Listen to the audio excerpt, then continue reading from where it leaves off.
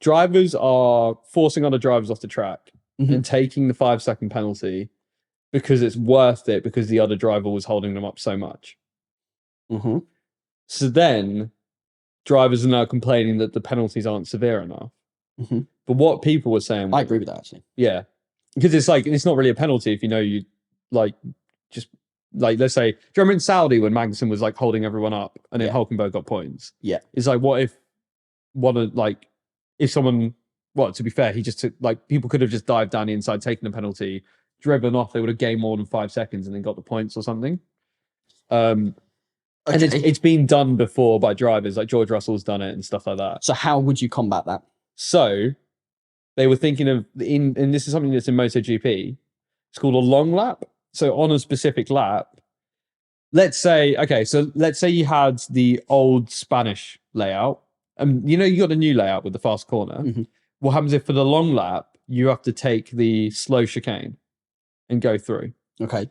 But the issue is with that one, it's like you're coming onto a really fast corner. So that doesn't really work. You know what I mean? Because you might come on slowly and someone's going to come on quickly and smack into the back of you sort of thing. Yeah. But the theory of a long lap where you basically do a slower version for one lap and you fall back however far you fall back. Is there not a sense of, though, that I feel like no matter what the penalty is, there'll be ways of... Yeah, but then you make them enforce it within 3 laps.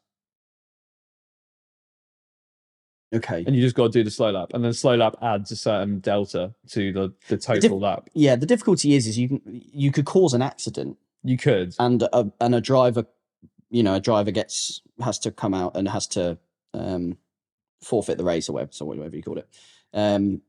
And you get still a 5-second penalty where you have to do a long lap and it still doesn't feel... But then you can't really do anything. It's hard, yeah. It's basically because at least the long lap means they drop back behind. So it works in situations where they force someone off to get past, and they know they're going to gain 5 seconds on them. But then if they made the long lap, then they just get stuck. Rather than taking the penalty at the end of the race, they get stuck back behind the driver again and have to overtake them. It's basically, rather than them taking the penalty and it doesn't affect them, it's a penalty that's going to put them right back behind where they were trying to get past. And they've got to do the work all over again. So it's not going to incentivize them making a mistake. No, yeah. I mean, it's definitely not a bad idea, I think. They do that in Formula E, don't they?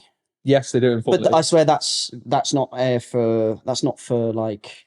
They've got a boost. Penalties, is it? Yeah. That's for like... Go on a really... It's a part of... Yeah. Yeah, you take a wide line to get an extra boost for the rest of the lap. Yeah. Yeah. Or there's other forms of in rally motorsport, isn't it? Yeah, where you're like you have to do a long lap at least once in the race. You just choose when you do it or something. Yeah, that's really interesting. Yeah, which is really cool. So it's like you pick when you do that. So it's a game of like, am I going to be stuck in traffic? Should I just get it out the way early, then have clean air? Yeah. And other drivers might do it early. So then you're like, when should I do it? Should I do it on the last lap?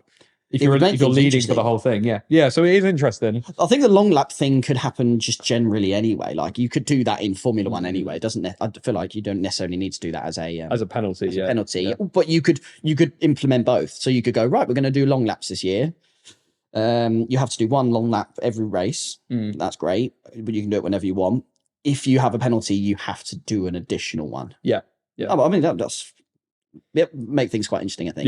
Yeah. I think the hardest thing about it would be finding the tracks where they have the space to do the long lap. True. Because the Formula One cars already do pretty much the longest variant of the track that you can do. Yeah. Good point. So there's very few times where it's Yeah, good point. But no, just an interest, just a thought, just an idea. No, yes, definitely a good idea. And what did you say they do that in MotoGP? Yeah, and it works in MotoGP because it's less dangerous because they're smaller, they're going slower. And so it's less dangerous. They fly off and break their necks. Okay, when I mean less dangerous, I mean there's less chance for crash because the bikes are so much smaller. The distance between the apex and the outside of the track is so much further in terms of bikes than it is. It's only like 3 cars width, but it's like 12 bikes. Yeah. What the bike to car ratio is, but yeah. No, I know what you mean. Yeah. So it's like they because they join in on the outside again and then carry on. Yeah. And it's So yeah, it's cool. Good idea.